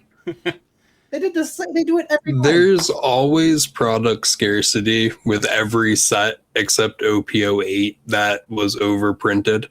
So much. EB sets are always even worse for like print rates, and the fact like they're not printing even less of this set than they did EB02 or EB01. It's just the fact that now it's a hotter subject matter, so it's gonna sell quicker. And like it's not necessarily even Bandai that's charging more for the boxes. The stores are still getting them for like $87 a box. It's that more people are willing to buy these Gooner cards, so like the price can skyrocket. People are paying. Scroll down and look at the view more details for like what's pre-sold. Yep. If you look at these pre-sale numbers, they're insane. They're insane. Look at that. Look at that. That's not even all of them. If you look, exit out of that. Sign in. You can get more of them. Look at the high sale price. Is that $900? Yes. Yeah. Someone paid $900 on, and this isn't a situation where a bunch of people are listing all of these and like 1 or 2 are selling. 310 of them have sold. On average, 3 of these are selling a day. We just looked at the ones that were sold from the last couple of days, and they were all over $500. Just to give you a comparison point, let's use the lowest number of 500. To buy a case of this, it's about $6,000. That's crazy. You know how much I was buying cases for? $1,200. Yeah, I was gonna say $1,200. That's what I was able until my local store, like until the owner sold after he moved to Florida. I was getting cases for $1,050 to $1,200. Mm-hmm. Yep. And it sucks. It's just the fact of the matter is that unless you have connections that are willing to lose potential profit to sell to you at a reasonable price, which luckily pre-sales do seem to do that in my area. So that's how I'm getting my EB03. I'm going to every damn pre-release and going, I'll buy a box. Because after that, I'm not spending $600 on a box. True. Yeah, so that's definitely one thing you guys should be doing if you're not already. We would do such a thing. Depending on the price of pre-release in your area, attend those things. Because literally, like I went in, paid $25 for OP14 pre-release. I got ended up walking away with 9 packs for $25. If you're worried about prices, definitely attend your pre-release. There isn't going to be a pre-release for this. Oh my gosh! There's gonna be a heroin cup, which is like a scarce event that's happening at select places throughout every state. When is that? From like February 27th to March 22nd or something like that. For it yet? I don't think it's gone live yet. It just got announced the other day. Yeah, where you have to pick a pre-approved female leader and play. Yep. Yeah, it's an interesting concept, and I like it. I hate it. What do you mean? If you're getting rid of my pre-release events, then how the fuck am I supposed to play this? I'm not. I'm saying if it was in an adjacent to it, but Oh getting yeah, rid of that'd pre-release be for cool. that, no, I don't know. I don't know about that, but they should have a pre-release for this. Do By they the usually have way, pre-release for EBs? No, we MSRP, don't get pre-release for EBs. just Okay. to give you a comparison, MSRP for this box is $5 a box. $5 a pack. Yeah, that's what I meant. Yeah. Yeah, I wish it were $5. I yeah. will take all of them. That would terrify me. I'll because take everyone. That would be very terrifying because that would mean that our game is not very profitable or people don't want to play it. I mean, some of these highest prices might cause people to not want to play it. Yeah, I mean now, yes, but I'm saying, but if a box was $5, There would be no value in yeah. opening.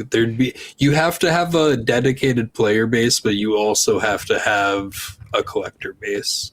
Yeah, that would be what $120, right? Because that's $5 a pack, 24 packs. I think MSRP is actually supposed to be like stores are supposed to sell them for like 110, but a lot have been saying MSRP is 120 now. Yeah, because even if it was 120, look at the difference in price, dude. I mean, it makes sense. 110 should be MSRP because you should get a discount for buying in bulk, right? In an ideal situation, yes. Yeah. Yes. So that makes sense. But the fact that it's $530, insane. It's like the fact that people are paying that is even worse. They want their Namis, bro. They want their Namis and Robins. I was gonna say the big problem is that not only is it a Gooner set, it's a set that has real cards, like real viable playable stuff. So the combination of both, it's through the roof. Because like the VV leader is actually super playable. She's like not bad. The Nami is a staple yellow card for every deck because it's just good.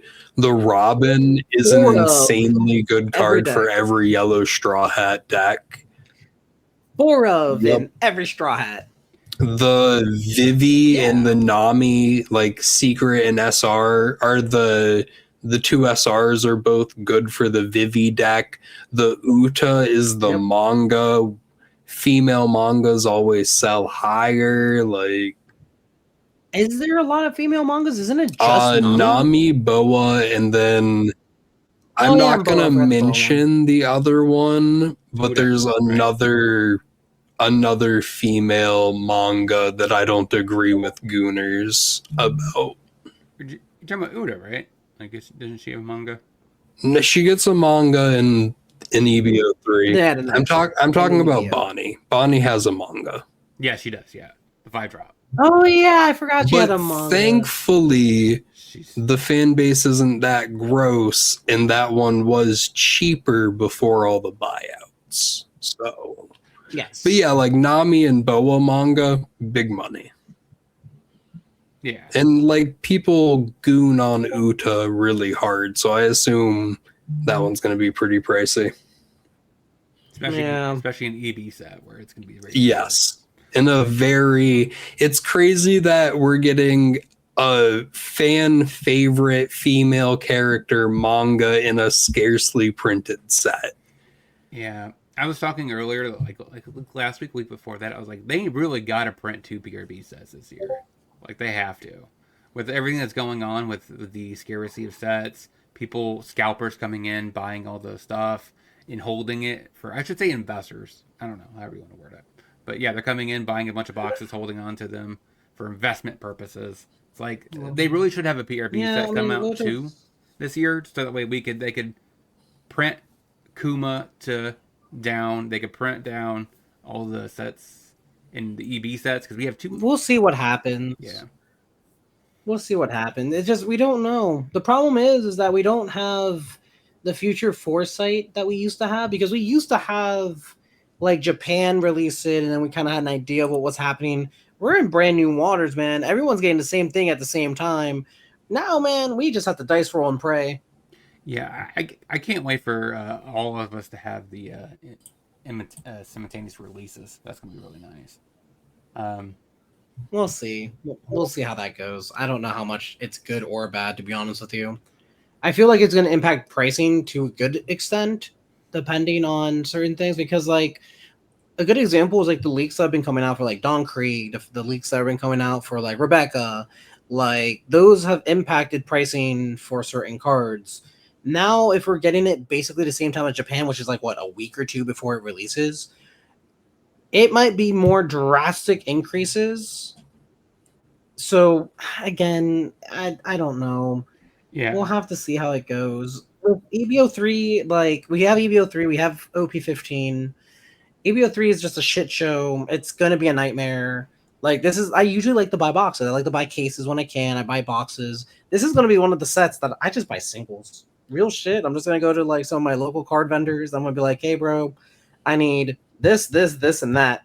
Give me everything. I'll pay your $200 to play my damn deck. Thanks. I have one buddy in the like local area that I play in that buys crazy amounts of product because I'm not gonna promote it, but he does have like he's admitted he has a gambling addiction. So like, I have a guy like that. sure, did he open like 6 cases, 7 cases worth of OP13? Yes, but he got the silver shanks, the gold shanks, the demon pack, the red manga Luffy, a regular manga Luffy. So like, Oh my god. dude pulled insane. But like, yes, does he sell everything for like 80 to 85% TCG value? Yes. So if he doesn't pull insane, does he nag hard?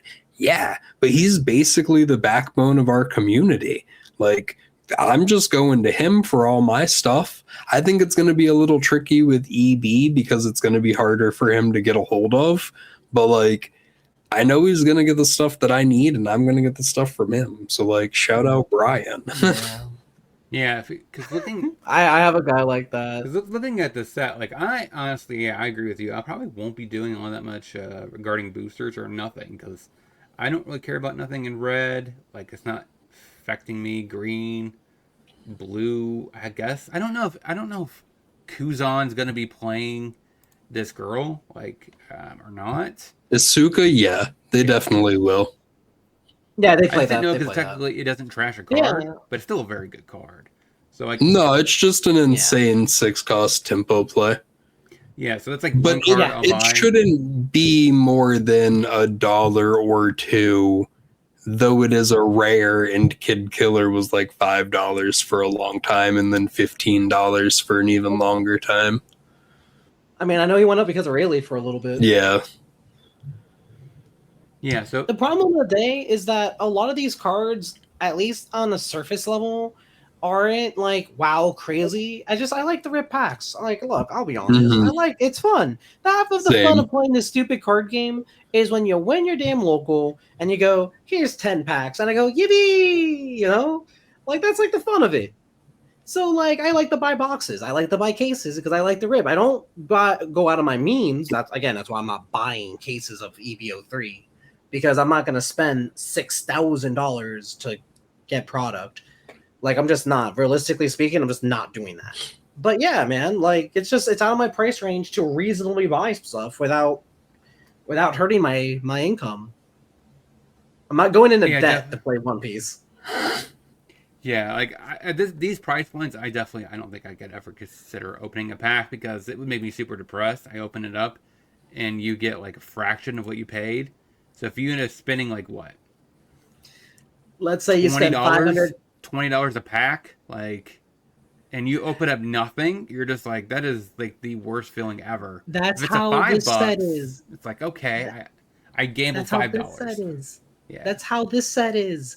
I You don't sit like. there and you open OP14 and you get like some jackass ult, and Gold Dawn, and you go, I spent like almost $300 for this, and I got $70 back. Brother, even worse, I have friends who have opened multiple one-hit boxes where it's like, oh, I got Crocodile Secret Rare and then Mr. 2 or like the Arlong ult. So it's like a secret crocodile in the Arlong ult. Like, oof. Out of like a $200+ box. Yeah, dude. That's why I didn't buy boxes of this. I literally just went up to my local and went, "Who's got red cards? I know none of you are gonna be playing red. I got it." I was like, "Thanks." I mean, That's what I you're did. not wrong, because sadly, red has been like one of the worst colors lately. Well, I mean, I just knew that none of one in my local wanted to play red. Everyone and their mothers kept going, "Boa, boa, boa." I said, "Cool, boa, boa, boa. She's not red. Give me your fucking red." And they went, "Okay." I got a lot of it for free too. That was the best part. So I'm like, "Yeah, I don't need these laws. Take them." I said, "Okay." I mean, the laws and the Luffy's are only a couple bucks each. Yeah, that's why I laughed. I was like, "Thanks for the free ones." I got a whole law deck basic. Well, outside of the Lucky Roo blocker from PRB, I like had a couple of those. Everything from the new set, I got play sets of all of it. I got more than play sets of some of it for just free. No one gave a shit. Never like. I'm shook that people gave you the boas. I know everyone and their mamas are freaking fiending for boas over here. They said, "You got any of that 9-cost boa?" I have one person that I like purchase stuff off of wholesale, and he sold me a collection of super rares. It was like 44 super rares, $15. It had 7-cost pudding. It had multiple Peronas, the new 5-cost Perona. It had a PRB Marco, the blocker. It had a Boa SR in it. Oh that my God. I sold for $25. They're boomer. They're back. Yeah, dude. People need that Boa Hancock fix, dude. Real shit. Absolutely But crazy. that's crazy. Yeah, like I'm not. Or what cards are you looking forward to opening out of the set? I'm not looking forward to getting any of these cards. The cards that I need, though, the 5-cost Nami, the 7-cost Nico Robin, the 5-cost Yamato, and the 6-cost S Snake, and maybe the secret rare Law. Is this Yamato strictly for Yamato? Yes. So you play green, yellow Yamato? Yeah. It actually green yellow Yamato is my favorite alt art leader in all of One Piece. It's a really cool alt leader. I love the Oni mask. I'm a huge Yamato fan. I think I don't even like manga close-up leaders. I think it's the worst style. Like, I get why it's like so hype, but I don't like that art style. I like the art style. I don't like the close-up. I would rather have more subject matter in my leader card, but the Yamato one is done really well. It is my favorite leader card in all of One Piece for the alt art, but also I like the deck a lot. It's very fun. I've swooped out a lot of 25-person locals with Yamato multiple weeks in a row because sometimes it just fucks. Yeah. Yeah. And but that card's really good. That 5-cost Yamato is really, really good. Yeah, I imagine it is, yeah. It's super high value. 3 Rested Dawn? Swinging yeah, that's 8? Insane. Even better, since it's green yellow, you can play the 4-cost EB01 Hiyori on 4. Play out the Yamato, so you're already getting out a 6k body on your 4-Dawn turn. Then you're swinging 8 as well. What do you mean? You probably have an extra Dawn to swing with it too. You probably could swing 9. Ideally, on your 2-Dawn turn, you played out a Tonoyasu in preparation, so you get to pop him for plus 3k. So you're swinging 11. Yeah, man, because you're saying, fuck ideally. And you've drawn a card back off of the Hiyori. That's so ass. And it's not, the Yamato's not even a brick. Like, for That's the worst part. If it was a brick, I'd be a lot more like, oh, I get it. Nah, man, this bitch says I got counter. OPO1, OPO2, OPO3, where like this amount of like power on a card, like it doing as much as it does, it would have been a brick. Like it having counter is insane.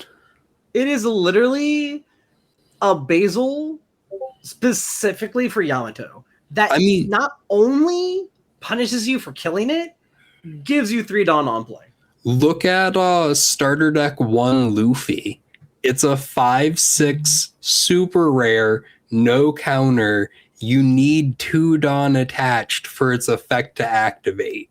It's rush, but you unblockable, you need 2 Dawn. Yeah. That's my law special right there. I do like that card. I don't like that you 2 can't Dawn under. search it off of Dude, it feels so the bad. Luffy searcher, but I did just put a copy in my law build as well. Yeah, I put 2 in there because it's just too nice to have the 9 law out and go power swap 12k unblockable. Yep. But yeah, I don't know. For me, cards that I'm looking forward to is just the VV stuff. I'm really looking for like the VV. I'm looking for the VV. I'm looking for the Nami. I'm looking for all the red and blue. The Reiju as well, right? The purple one. I really want to Reiju for Sanji. Yeah. That card's really good. I definitely want a couple Reijus. If I can get them, that'll be great. But I'm mostly trying to focus on VV because I've been testing VV and I like VV a lot. So VV is probably the deck I'm playing for EB03. Yeah, I totally agree. I'm kind of interested to see how much this Rage is going to cost. Like, Sanji's not a popular deck, but at the same time, He's gonna be meta relevant next set. Real shit. Like, at the same time, if you play him, you got to have her. So, Yes. it's like Yeah, one it's of a 4. those. It's a 4. It's not even like a 3 of or no, it's 4. It's 4. No, that card's insane. It is actually so good. It is a Teehee I grab blade you. Twice in a turn. 5 Dawn. Yeah. Yeah, it's Teehee I grab blade you again on 7 if I play a second one. And I still have 2 Dawn for counter events. It's definitely the most interesting card design they've done in the set. Like, I like it. I mean, I like that it's Sanji locked. Thank God it isn't freaking open to other stuff, but I do think they could have made it to be Vinsmoke locked. no. I mean, okay. Like, okay, I mean, what maybe. is Reiju gonna do with it? But I mean, you're not wrong. Jajurma event, the one that KOs the 5 cost or whatever. yeah, That no one runs. Doesn't it bottom deck? Oh yeah, no bottoms. Okay, my bad. Yeah, I mean, it's doable, but that's kind of why they probably didn't make it for like Reiju because Reiju doesn't run events. yeah, but I don't know. I feel like being just for 1 leader is kind of off to me. I like it when it's like the family type situation where it's Sanji leader isn't. Oh yes, it is. It's He is a Vinsmoke Sanji, right? Yeah. Yep. Weird. So He's a Vinsmoke. This isn't designed for the other Reiju, but it is designed for Sanji. Sanji, it can run some Vinsmoke stuff, but the problem is a lot of the Vinsmoke stuff that Reiju can run specifically asks for Germa 66. Mm-hmm. So Sanji can't run most of it except for like a card or 2. If Sanji runs the Vinsmoke stuff, it has to run that one really bad event that like does literally the same thing that the little bodies do, but worse. Yeah, you just can't run that package in there. yeah, so the one I'm actually excited for pudding. I think this actually can be pretty good for pudding. Yeah, Or this no, card's it's good for not Katakuri. bad. It's good for Katakuri, purple Katakuri. I mean, at this point, might as well put it in Sanji too. Why not? Isn't the Brulee also pretty good for Katakuri? What does it do? On your opponent's turn, Oh, if that's you good. minus a Dawn, it gets you a Dawn back, so you just Yeah. don't nag off of using your leader effect. Yeah. That's just good. Yeah, that's just good. Because I- not only is it a 6k swinger, but it gives you a Dawn back every time. So Yeah, but it's only if you're using your ability defensively, which is Yeah, I don't but think it's- now you have no reason not to. you can use it offensively too, though. Oh, it's opponents. My bad. But yeah, okay, yeah. Well, no, you already also run the 3 cost pudding and the Paro Sparrow that like do Dawn manipulation on your turn. This is so you can use the leader effect on your opponent's turn. Yeah, either leader effect or the 10-drop Lin effect. Or you the wanna- event. Well, no, I guess the event doesn't minus Dawn. Yeah, because the idea behind Katakuri is that you want to stay up above 7 to 8 Dawn, so you can, play the pudding, play the katas, play the rush mom if you're at 10. So the problem is that if you neg too much on opponent's turn, you're never going to be able to maintain those numbers. But if you're able to sit there and maintain, then your deck's doing great. And That valid. helps you I'm maintain. I'm just not sure if it has room for this. That's my biggest thing. Katakuri's list isn't that tight, is it? Yeah, I think you just remove one of the other 5 random cards that you don't play or that you don't actually like need. Pull up like a Katakuri list. Because you run like what, 4 7-cost puddings, 4 of the katas. You run maybe the rush mom, because I know that one's not even like ran all the way. Yeah, that's not even mandatory. That's like a tech choice. Yeah. So you're So talking about the 10-drop. I run 2. Yeah. You run like, what do you call it? I know you run the Paris, the 5/7. Like right off the rip, you cut the kid. Actually, I like Kid. Kid's better. Nah, 100% you cut the kid.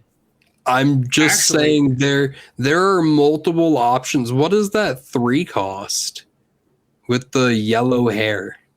That's a 2K counter. This is actually my budget list that I made for a video. Well, pull up your not budget list. Do you have a non-budget list of this? Oh, I love Katakuri. So yeah, I would. I don't have Kid in here. Actually, I think I'm gonna just add it because it's actually. I mean, right off is the that a rip, 2K? Is that 6/7 a 2K? This, yes. Okay. you can like not every list runs the 10 cost mom, but if you want to keep that in, you can cut the 6 cost event that KOs. Like KOing is kind of bad this format because you generate a lot more value to your opponent. You can cut the counter event down to 2. There are things that you can just like trim down. How many 2Ks do you have? 12? So I have I guess that's a healthy amount. Yeah, so in this in here is probably gonna get replaced by the new pudding. So Yeah. I agree with that. I like 12. Yeah, the pudding is a 2K. Oh, 100% remove the fuck out of that for the only downside is like I actually like this one. I kind of wish they made a 7-drop 9K. Yeah. That's a 2K counter because it works really good with pudding as an alternative beat stick to put down. It would be a 7-8, but yeah, it would be cool if they had the 7-8. I wish they had a 7-8. Because then it would be at the top of hers. So I mean, you can even cut down on the 2-cost pudding and the Katakuri. Like realistically, I don't think you hard run the brulee at 4. So just like cut, brulee's like a 2. Yeah, I would say maybe a 3, just so you guarantee see it. So you would cut like 1 Katakuri, the 6 cost event, and then 1 of the counter event. That's not bad. 5K. This is really good. I'm not saying it's bad. I'm just saying you don't need 3 of them in the deck. How often are you using that 1 cost event? Which it's actually gotten me in my videos. Actually, it gave me more wins. You know what? But do you use it 3 times a game? I mean, it's actually I wish I had 4, to be honest. You know what's crazy about it? The brulee helps you play that card without messing up your Dawn curve. Yeah, because then you make your leader 11K. Well, not only that, you don't have to. You get the Dawn back. Yeah, you don't lose for checking.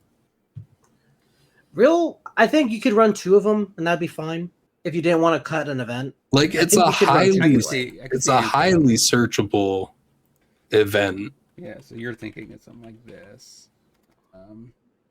She is already on the client, so it'd be like that, and then you have pudding, which this new pudding is super pumped. Nope. You get rid of that. Yeah. And that would be So your it list. Your it would curve kind of is, look like that. your curve would be much lower. You have less big boom booms to actually close the game out, though. That's the only thing that's a problem. I mean, you could. Not really. What do you have the same, because you don't have the 2K counter. You should not ever be playing that 2K counter body at like a That's 5. I have a really bad curve, and this is my best Yeah, shot. that's like a last case scenario. Like your curve didn't really change any. You swapped out a 2K body for a 2K body that's a blocker. So you got a little bit more defensive. You also put in another body that you're trying to play out that's a 5-6. So like your curve didn't change really at all. And it gave you technically another hit for pudding. So now you have a 5-6, a 5-7, and an 8-8 to hit. I'm gonna have to visit this deck. So, because I love category. It's one of my favorite leaders, and I played it for a $30 budget deck. Oh my gosh, this deck was so good. Yeah, the deck's fun.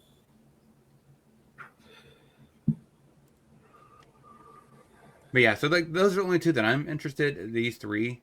Then again, I also want Koala because I play a little bit of Sabo. Even in Koala, she's not that bad. Yeah, it's not a bad card. It's basically just a 4-6 that sticks on the board. And if it doesn't stick on the board, it plays out your Sabo blocker. Yeah. But I do find it a little weird if they don't ever have pre-releases for EB sets. Why print these? Like these are good for pre-release. I mean, because it's a 2K it's just counter, what we're going towards. It, Yeah, it's just what we're going towards. We're going towards 5-6 vanilla 2Ks. Like that's just what the game is doing. And so, but historically, those are just good in pre-release. So you want to get as Well, many as you can. But I mean, you didn't have other options, so you ran Daifuku in your competent Katakuri list. hey, he's a 7K body that just comes. I'm down not and just saying, and attacks, this is but just a bigger body that's a 2K counter.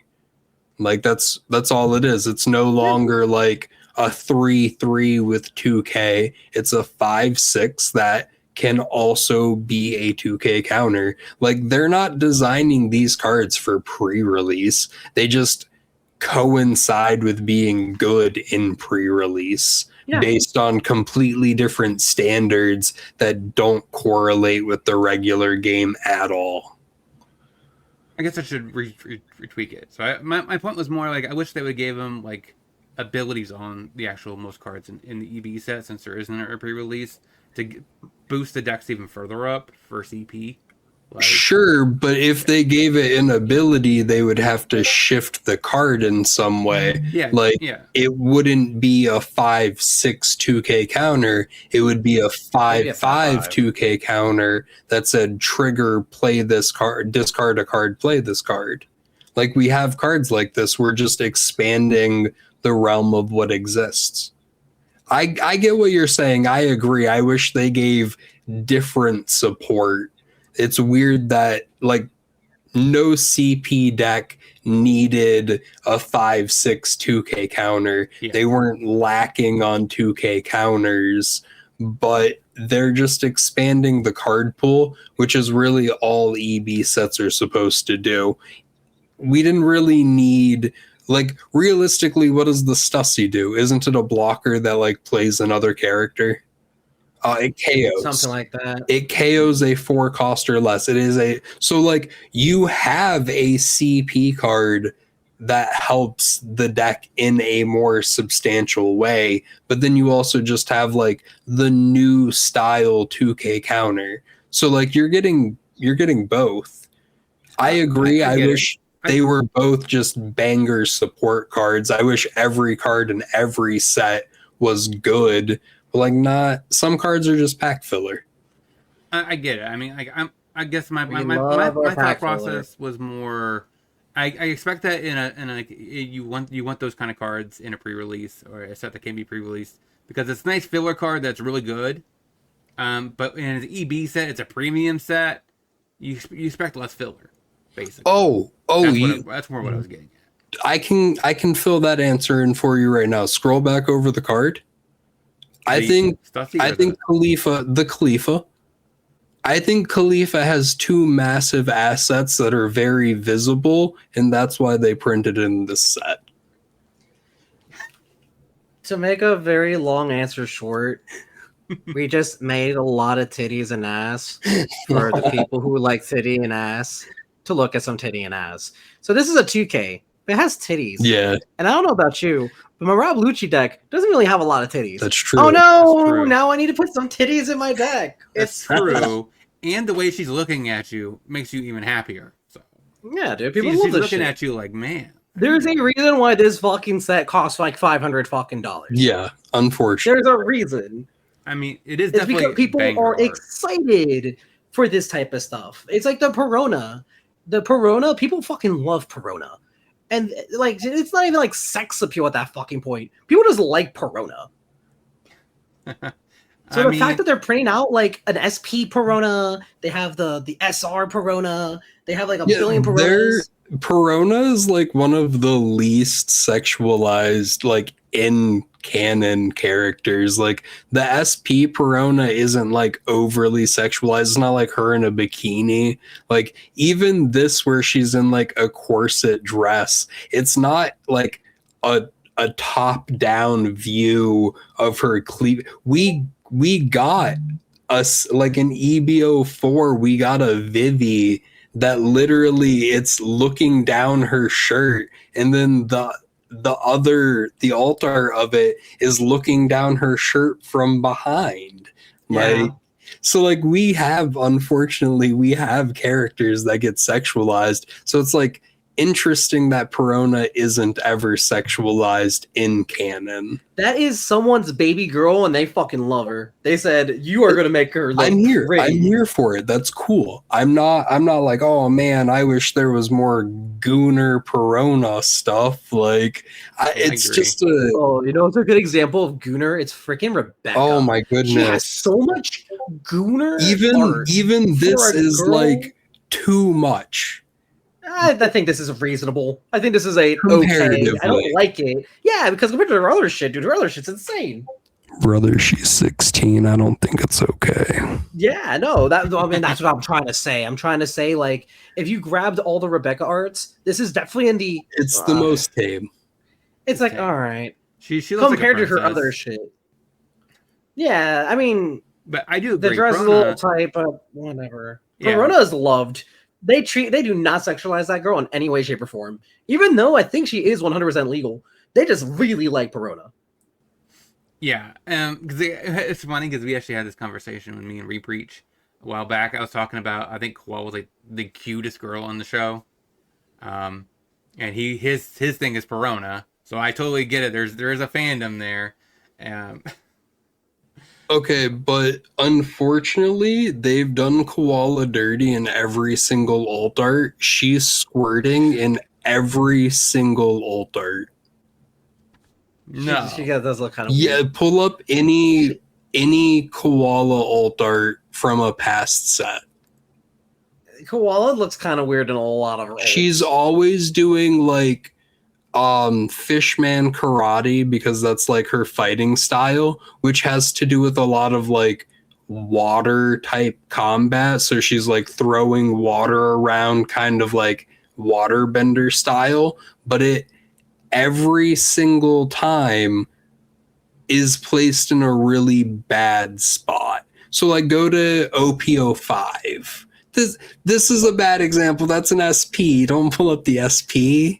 Yeah, the SP looks cute, but even then, she looks super like kiddish in that. None of the this is maybe not a good example. Go to the OP09 one, maybe. I don't know. Find one of the other alt arts. There's this one, like terrible. It's so funny. I opened up a bunch of OB09. I have like 6 of these fucking alts, man. I have so many of this fucking alt. So I knew exactly what you were talking about when you're talking about the whole water thing. First thing I thought, yes, the 6 koala. I know this It's one. like, it's not even to say it's like sexualized. It's just so weird that like if I had a nickel for every time I was kind of like weirded out by the art of Koala. I'd only have like 2 or 3 nickels. That's a lot of nickels to have for this situation.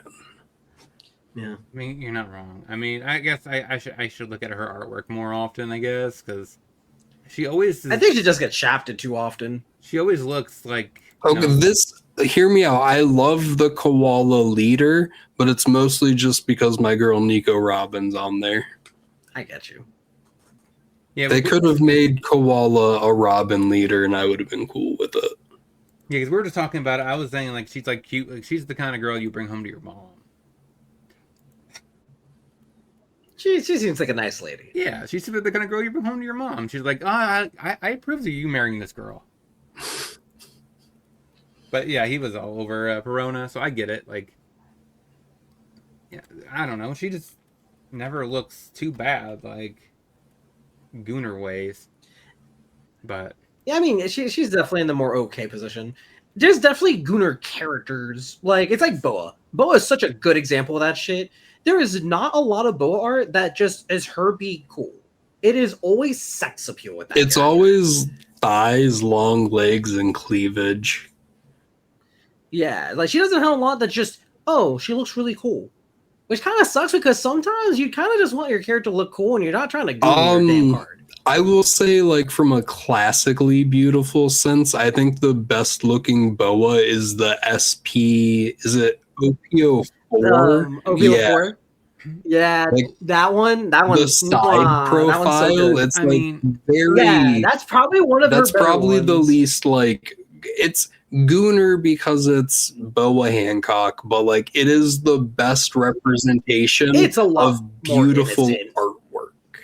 like, well, even look at this one. This it's is a just a lot base more innocent rarity. than your average. This is a base rarity, and my gosh, it shows off way too much. Yes. Why is it showing It's funny off because her line? leader, like the alt leader, actually looks a lot more okay than. Kind of. Except I mean, it's still showing you some titty, but dude, it's not showing this much profile. no, it's not, but it has like massive cleavage. I mean, she just She has big does, tits. for You can't blame a sure. girl For rapping sure. titties. I'm not You can't get mad at a queen popping off. Maybe she got some big I'm old titties, bro. not Leave her alone. hating on it. Like, I love all titties, but I'm just, it's a child's card game. Like, I mean, this isn't a child show, that's for sure. Have you seen the way they show some of these girls, man? Freaking Oda loves Nami having some big old knockers. I mean, look at me. Robin? Oh, Yeah. look at that Robin. Yeah, I know. Right? again, base art. Crazy. Some characters are just designed differently. Yeah, it's like Robin, Nami, Boa are always super hypersexualized in almost every one of their cards. Well, yeah, I mean, Nami just has the biggest profile of men lined up for her. I mean, people just like Nami. I get it. It took me a while Okay, for me to actually yeah, no, like yeah. her as a person. I'm gonna get a lot of downvotes. I think she's on kind of this. supposed to be a little on the more rotten side, I'm gonna get a lot of downvotes for that, though. but like she's a nice rotten. She's the I can fix her rotten. yeah, you fix her and then she punches you. That's more. That's the joke. That's the joke. Yeah, no, Nami is a funny character. Yeah, so I think that's it for today. It's a little bit longer. That's a little bit longer podcast than I think it's long ever. as Right? That heck. was a 2-hour podcast. Yeah. So let's go ahead and get into closing statements. Like, so you could, so do last minute shout outs. Go ahead, Med. Like, Yeah, well, again, streaming. But thanks for stopping by. I guess we're gonna be doing this semi-consistently, so hope to see you guys next time. Really appreciate it. Yeah, just streaming still on Twitch. Gonna be doing that a bunch. Thank you guys for having me. Yep. It was fun to chat with everyone. and shout outs for your favorite villain, anime villain. I guess I just want to thank my mom and my third grade teacher who always believed in me. Please Let's go, Mom. go and vote for me for best streamer of the year, Hey, most yo. creative. Follow me on my Nats. No, for real though, I stream on Twitch. Find me usually after med stream, kind of in that weird, super late time slot. I just started posting on YouTube again. Go check it out. Give Kebbie a subscription, like, follow, all that stuff. Spend money, support your local streamers. I don't know. I'm the best One Piece player in the world. Whatever. Yeah, so Yippee. don't forget to like this podcast, share this podcast, subscribe to all of our channels. They should all be linked. If you click down the drop down, it should list all of our channels. So go subscribe to all of them. We'll be back next week. Probably we're talking about the latest spoilers. Unless you guys have a different topic you guys want us to talk about, put it in the comment section. If you have questions, put them in the comment section. We'll address them next week. And for me, I will be streaming. I do every Monday and Wednesday for One Piece, and typically I've been streaming. Now I'm getting through actually playing every leader again through OP14, so it's gonna be fun stuff there because I just got done revisiting a bunch of leaders with the brand new art, the new cards like Kaido, King, stuff like that. So now I'm gonna finish that up, and of course I'm still gonna be playing some budget decks. I'm gonna be playing budget Ace in the future, and budget Foxy, because I think Foxy on a budget might actually be pretty decent. So until next time, hope you guys have a great rest of your week. We'll talk to you guys next time. Bye. Okay, bye.